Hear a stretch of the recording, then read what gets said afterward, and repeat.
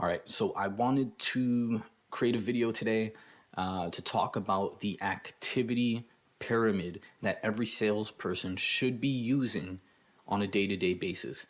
Not on a weekly basis, on a day-to-day basis, so that you can ensure that you're having a sales team that is high activity, high output, and high closing.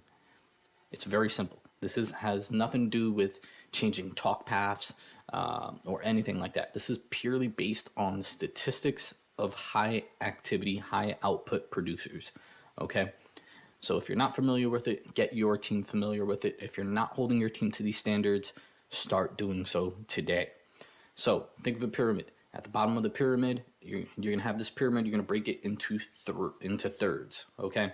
On the bottom of the pyramid, the baseline is going to be the number 100. Okay. And I know some people are going to say, oh, that number should be higher, whatever. This is just baseline minimum expectations that you should expect from your sales rep on a day-to-day basis. So on that bottom third of the pyramid, the base of the pyramid, you're going to have 100. And 100 stands for 100 outbound dials, not 100 total calls that you take, 100 outbound dials each day. And we know that if you make 100 outbound dials per day, statistically on average, you're going to convert to about 10% of people who pick up the phone and convert into quotes. So the second part of the pyramid, the next layer, okay, that middle portion of this pyramid is going to be the number 10, which is 10 quotes. Now, at the top layer, we also know that even if you're a horrible producer, even if you suck at sales, if you're getting 10 quotes a day, you're probably going to run into at least 2 sales or 20% and close. So with that being said, the top number is 2, and that's going to be the amount of policies that you should be writing each and every day. Now, you're not always going to hit each and every one of these numbers, and that's okay. The whole purpose of the pyramid is to hold you accountable to doing the activity necessary to be successful over a long term. How you build a pipeline, and then how you maintain a pipeline. A lot of people burn through their pipeline as soon as they build it, and then they have to start all over again because they have nothing left. They've burned through their pipeline.